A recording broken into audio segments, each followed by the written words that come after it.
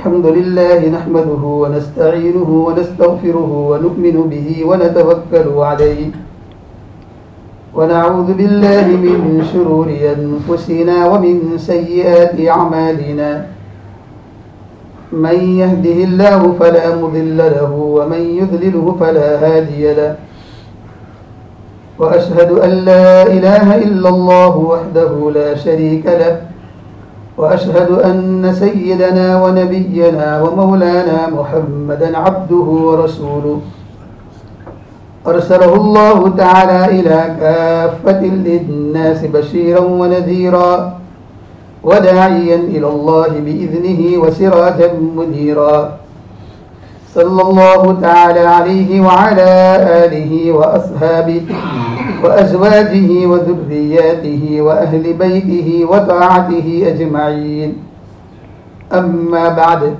فقد قال الله تبارك وتعالى في القرآن المجيد والفرقان الحميد أعوذ بالله من الشيطان الرجيم بسم الله الرحمن الرحيم إن الله يأمر بالعدل والإحسان وإيتاء ذي القربى وينهى عن الفحشاء والمنكر والبغي يعظكم لعلكم تذكرون صدق الله مولانا العظيم درود शरीफ पढ़िए اللهم صل على محمد وعلى آل محمد كما صليت على إبراهيم وعلى آل إبراهيم إنك حميد مجيد।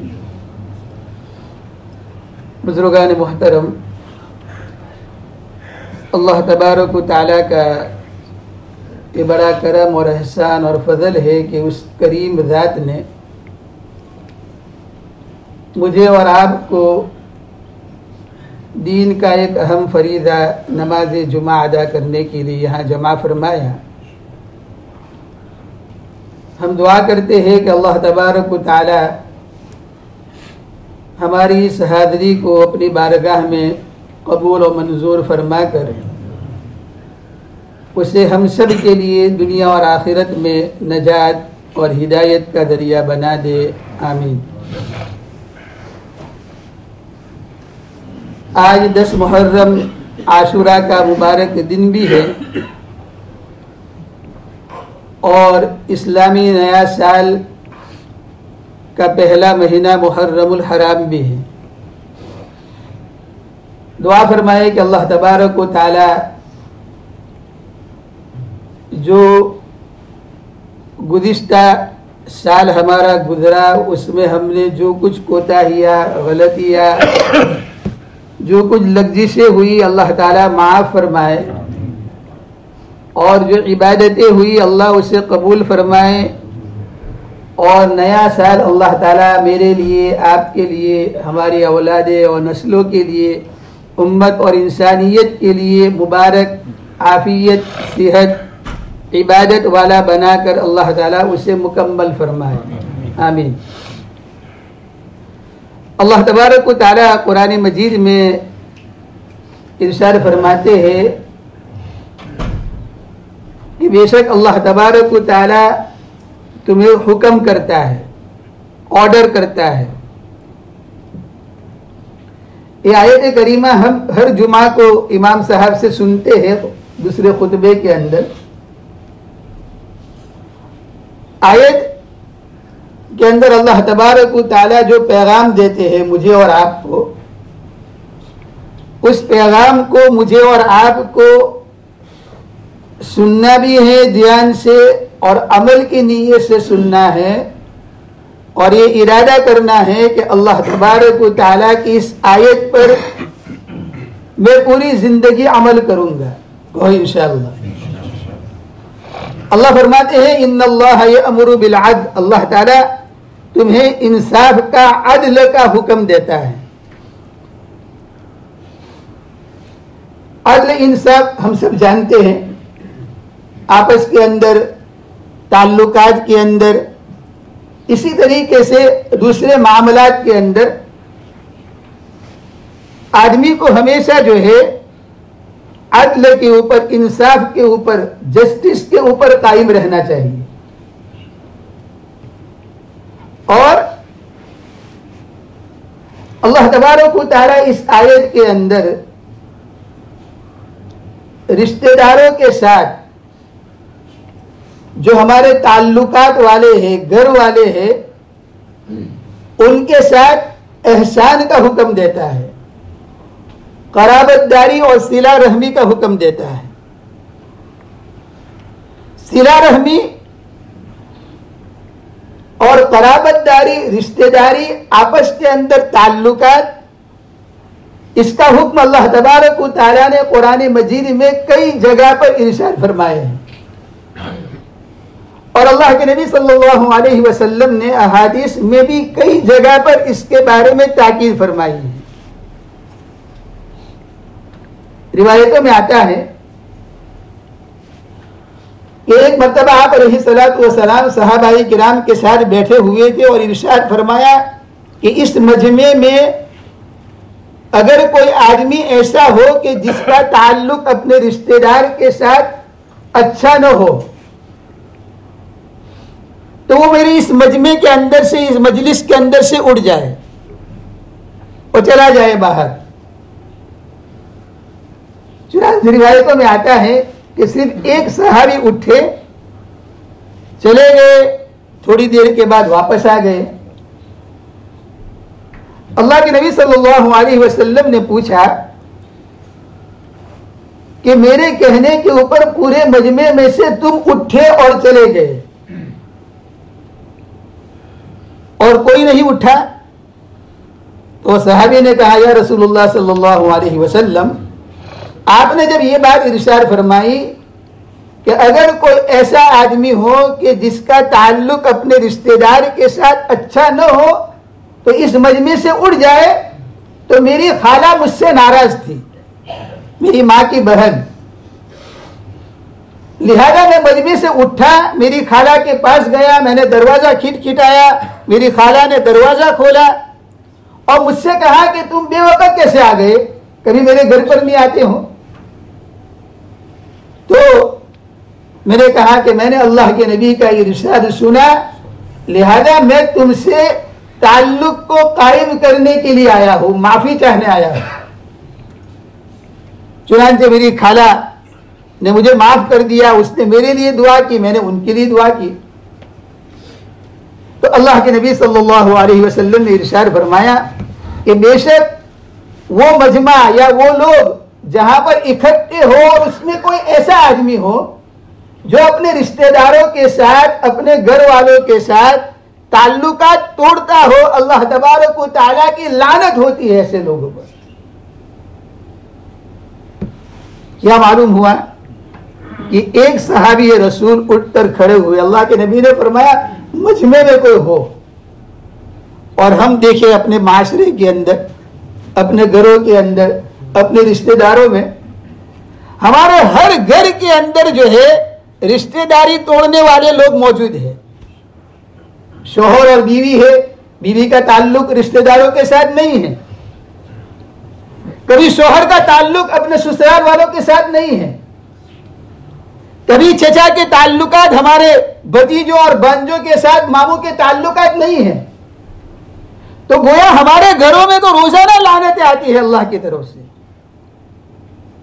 हजरत फकीह अबुल लैथ समरकंदी अलैहि रहमा फरमाते हैं कि मैंने किसी बुजुर्ग का जो है ये मकोला पढ़ा और मैंने उनकी एक बात पढ़ी, एक नसीहत पढ़ी कि जिसमें उन्होंने ये कहा कि 3 लोगों से दूर रहो। उसमें एक वो जो अमानत में खयानत करता हो, दूसरा वो जो झूठ बोलता हो, तीसरा ये कि जो ताल्लुकात को तोड़ता हो रिश्तेदारों के साथ, उससे दूर रहो। क्यों? इसलिए कि वो फरमाते हैं कि कुरान मजीद में मैंने तकरीबन 3 या उससे ज्यादा जगह के ऊपर उन लोगों के ऊपर अल्लाह की तरफ से लानतों का नुज़ूल होना, लानतों का उतरना मैंने देखा है। मालूम हुआ कि अल्लाह तबारक व तआला हमें हुक्म देता है रिश्तेदारों के साथ ताल्लुकात, वातिदल कुर्बा, कराबतदारों के साथ, रिश्तेदारों के साथ सिला रहमी का हुक्म देता है। और सिला रहमी क्या है? सिला रहमी ये नहीं है कि कोई हम किसी से कहे कि कोई हमारे साथ रखता है तो हम उसके साथ रखेंगे, नहीं, ये सिला रहमी नहीं है। ये तो बराबर सराबरी का मामला है। नहीं, ताल्लुकात ये है, सिला रहमी ये है कि जो हमसे, अल्लाह के नबी फरमाते हैं सिलमन क़तअक, जो तुमसे ताल्लुकात को तोड़े तुम उससे जोड़ो, जो ताल्लुकात को तोड़े उससे हम जोड़ो। आज मेरे भाइयों, हमारे माशरे में, हमारी सोसाइटी में, हमारे घरों में, हमारे रिश्तेदारों में हमारी रिश्तेदारियां बिखर गई है, हमारे ताल्लुकात खत्म हो गए हैं और रोजाना हमारे घरों के अंदर आग लगी हुई है लड़ाई और झगड़ों की। अल्लाह के नबी इरशाद फरमाते हैं, एक रिवायत का मफहूम है कि जो आदमी चाहता है कि उसकी उम्र में अल्लाह इजाफा करे, उसकी रिस्क में अल्लाह इजाफा करे, तो उसको चाहिए कि वो अपने रिश्तेदारों के साथ अच्छा ताल्लुक रखे। उसकी बरकत से अल्लाह तबारक व तआला उसकी उम्र में भी बढ़ावा देंगे और उसके रिस्क के अंदर भी अल्लाह बरकत अता फरमाएंगे। और एक रिवायत में अल्लाह के नबी फरमाते हैं कि जन्नत की खुशबू 500 साल की मसाफत से आदमी को जो है उसकी खुशबू आती है, यानी 500 ईयर्स जो है वो दूर है जन्नत, लेकिन उसकी खुशबू उसको आती है। लेकिन अल्लाह के नबी फरमाते हैं जिस आदमी के अंदर ये सिफत हो कि वो ताल्लुकात को तोड़ता है, रिश्तेदारों के साथ जोड़ता नहीं है, तो वो जन्नत की खुशबू भी उसको नहीं लगेगी। अल्लाह हम सब की हिफाजत फरमाए।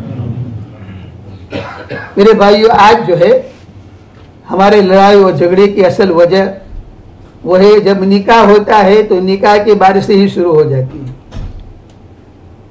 शादी के बाद से ही।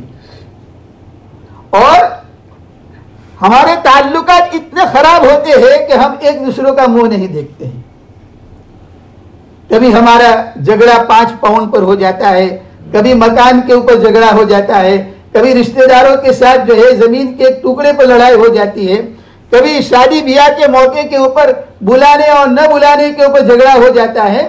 और ऐसी लड़ाई और झगड़ा होता है कि हमारी जो है जिंदगी इससे तबाह हो जाती है, बर्बाद हो जाती है। हमारी नस्लों के अंदर, हमारे रिश्तेदारों के अंदर, हमारे घरों के अंदर ये ऐसी वबा बन जाती है कि फिर खानदानों तक और नस्लों तक और एक लंबी पीढ़ी तक ये दुश्मनियां चलती आती है। इसीलिए उलमा फरमाते हैं एक आदमी तहज्जुद पढ़ता है, रोजे रखता है, नवाफिल, एक आदमी कुरान की तिलावत करता है, पहली सफ में नमाज पढ़ता है, सब कुछ करता है, वो करता रहे, लेकिन अगर उसके अंदर ये सिफत है कि वो रिश्तेदारों के साथ ताल्लुकात तोड़ता है, सिला रहमी नहीं करता, तो बुजुर्गों ने लिखा है उसकी ये सारी इबादतें बेकार है, सब बेकार है। तो अल्लाह तबारक व तआला और अल्लाह के नबी हमें ताल्लुकात को जोड़ने का हुक्म देता है, तोड़ने का नहीं, तोड़ने का नहीं। और आजकल हमारे माशरे के अंदर ये आम तौर के ऊपर बुराई है, वो ये है कि हम एक दूसरे के पीछे पड़े हैं, हम एक दूसरों के जो है एक दूसरे के साथ ताल्लुकात को तोड़ने में पड़े हैं।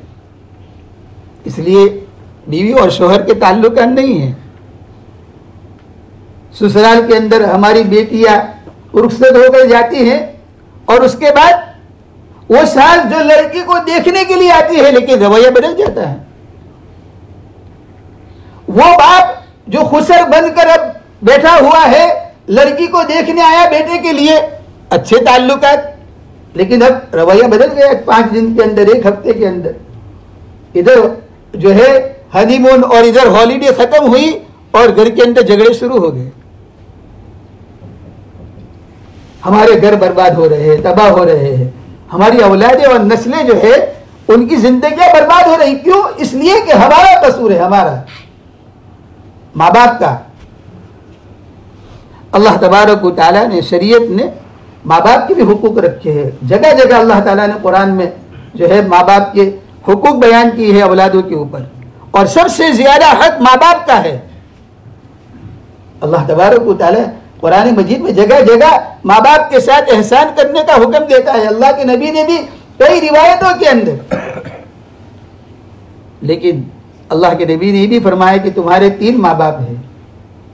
एक वो जिससे तुम पैदा हुए, दूसरे वो जिसने तुम्हें लड़की दी, और तीसरा वो जिसने तुम्हारी तरबियत की, तुम्हारे उस्ताद जिसने तुम्हें इल्म दिया। लेकिन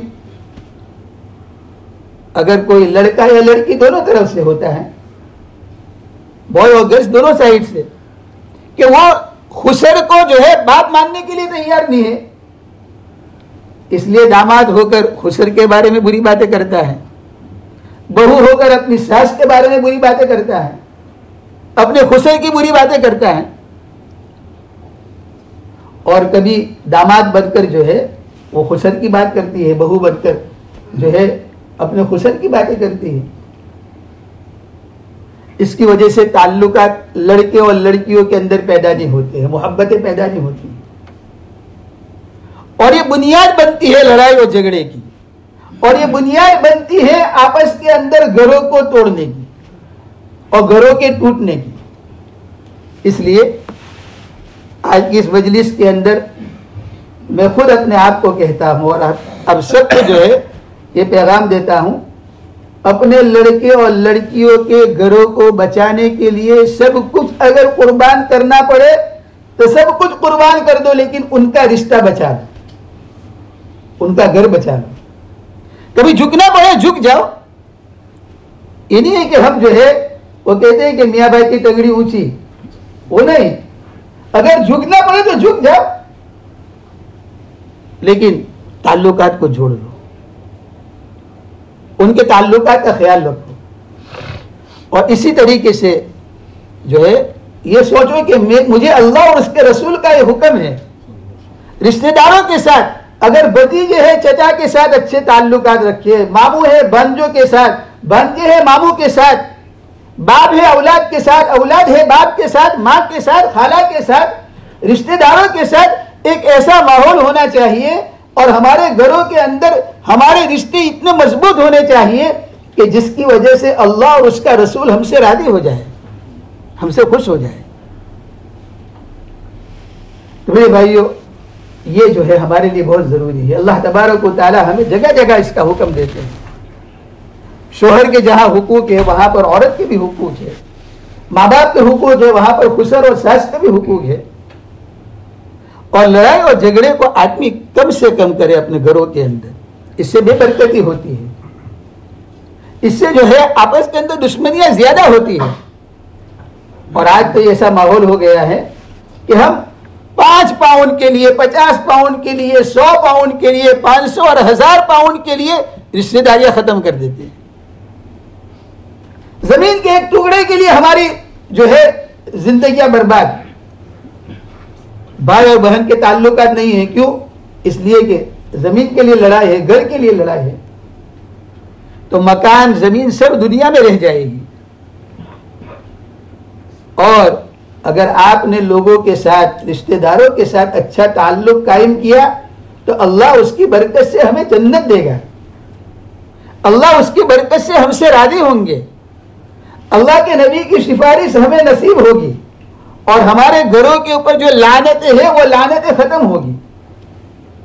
और इस मुल्क के अंदर तो क्या होता है, हम कहते हैं आई डोंट केयर, मुझे कुछ पड़ी नहीं है। इसलिए पड़ी नहीं है कि हुकूमत पैसे सबको देती है, अगर जॉब नहीं है तो उसको पैसे मिलते हैं, तो कहता है मैं हमारा घर में खाई खुश हूं, बस मुझे कोई नहीं पड़ी नहीं, मैं खुश हूं। हुकूमत पैसे बंद कर दी तो सबको एक दूसरे की जरूरत पड़ेगी, फिर आटा लेने की भी जरूरत पड़ेगी, फिर रोटी लेने की भी जरूरत पड़ेगी। तो हर एक को इतने पैसे मिलते हैं कि जिससे वो अपनी जिंदगी गुजारता है, लेकिन आई डोंट केयर।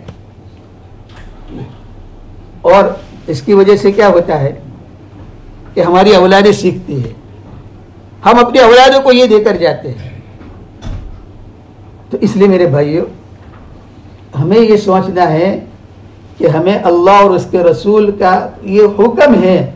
इसीलिए रिवायतों में आता है, अल्लाह कुरान में फरमाते हैं वआतिज़िल कुर्बा, दो रिश्तेदारों को, तुम्हारे रिश्तेदारों में जो गरीब है उसको पहले दो। हम क्या करते हैं, नहीं रिश्तेदार गरीब है, नहीं उसको तो पैसे देना है कहीं बस। हम मस्जिदों में देते हैं, मदारिस में देते हैं, बहुत अच्छा काम है, देना चाहिए। लेकिन अल्लाह फरमाते हैं कि सबसे पहले अपने गरीब रिश्तेदारों को दो। हजरत अबू बकर सिद्दीक रज़ी अल्लाह तआला अन्हु की बेटी हजरत आयशा रज़ी अल्लाह तआला अन्हा, हमारी रूहानी माँ, वो वाकया मशहूर जिसको हमने कई मरतबा सुना कि हजरत आयशा रज़ी अल्लाह तआला अन्हा एक जंग से वापस आ रही थी और काफिला आ रहा था, काफिले से पीछे रह गई। हजरत आयशा का हार गुम हो गया और सुबह हो गई, नींद आ गई हजरत आयशा रज़ी अल्लाह तआला अन्हा को। रात निकल गई, एक सहाबी बूढ़े थे, पीछे आ रहे थे और उनका काम ही ये था कि वो पीछे रहते थे काफिले के, ताकि किसी की कोई चीज छूट जाए तो उसको वापस कर दे। देखा कि कोई सोया हुआ है तो उन्होंने हजरत आयशा रज़ी अल्लाह तआला अन्हा को देखा कि ये तो हमारी माँ है, तो इन्ना लिल्लाह पढ़ा तो हजरत आयशा की आंख खुल गई, अपने चेहरे को छुपा लिया और उन्होंने अपना ऊंट बिठाया। और फिर उसके बाद लंबा वाक़या आपने सुना होगा। मुझे बताना यह है कि आखिर में हजरत आयशा रज़ी अल्लाह तआला अन्हा के ऊपर मुनाफिकीन ने इल्ज़ाम लगाया, नाऊज़ु बिल्लाह, इल्ज़ाम लगाया। उसमें बहुत सारे लोग शामिल हो गए। उसमें हजरत अबू बकर सिद्दीक रज़ी अल्लाह तआला अन्हु का एक रिश्तेदार भी था जो शामिल हो गया। चुनांचे हजरत अबू बकर सिद्दीक रज़ी अल्लाह तआला अन्हु को दिल पर बहुत लगा कि मेरी बेटी के बारे में मेरा रिश्तेदार जिसको मैं पैसे देता था, उसके घर का खर्चा चलाता था, तो उसने मेरी बेटी के ऊपर इल्जाम रखा। आज कोई बेटी के ऊपर अगर कोई बात बर्दाश्त नहीं करता है, वो सिद्दीक रज़ी अल्लाह तआला ने दिल में इरादा कर लिया कि अब मैं उसके पैसे बंद कर दूंगा। तो अल्लाह ताला ने कुरान मजीद में आयत उतारी उसके लिए और हज़रत बकर सिद्दीक रज़ी अल्लाह तआला से कहा, नहीं, हम अल्लाह ताला ने हुक्म दिया कि नहीं, तुम तुम्हारे रिश्तेदारों को दो, उनको माफ कर दो। रिवायतों में आता है हज़रत बकर सिद्दीक रज़ी अल्लाह तआला ने बाद में उनका वजीफा ज्यादा कर दिया, पहले से ज्यादा कर दिया। तो मेरे भाइयों, हम सबको चाहिए कि हम हमारे ताल्लुकात माँ बाप के साथ, औलादों के साथ, चचाओं के साथ, चचियों के साथ, मामों के साथ, भांजों के साथ, पोतों के साथ, नवासों के साथ, खाला के साथ, हमारे जो है कज़नों के साथ, उनके साथ हम बेहतर से बेहतर ताल्लुक रखें। और ये ताल्लुकात हम जोड़ेंगे तो अल्लाह राजी होंगे। अगर हम ताल्लुकात तोड़ेंगे तो अल्लाह तबारक व तआला नाराज होंगे। ताल्लुकात तोड़ने के ऊपर हम जन्नत से दूर होंगे, ताल्लुकात को जोड़ने पर हम जन्नत से करीब होंगे। ताल्लुकात को जोड़ने के ऊपर अल्लाह ताला की रहमतें आएगी हमारे घर में, और ताल्लुकात को तोड़ने के ऊपर अल्लाह ताला की लानतें आएगी हमारे घरों में। तो अल्लाह ताला मेरी भी हिफाजत फरमाए, आप सबकी हिफाजत फरमाए। अल्लाह ताला हमें रिश्तेदारों के साथ ताल्लुकात को जोड़ने की तौफीक अता फरमाए, तोड़ने से अल्लाह ताला हम सब की हिफाजत फरमाए।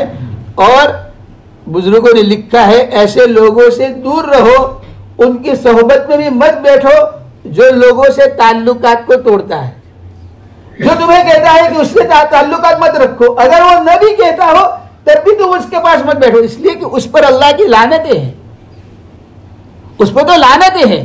तो लानतें आदमी के पास कौन बैठेगा? जिस पर फिटकार होती है उस पर कौन बैठेगा? तो ऐसे लोगों से दूर रहो। अल्लाह ताला हम सब की हिफाजत फरमाए। आमीन व आखिरु दावाना अनिल हम्दुलिल्लाहि रब्बिल आलमीन।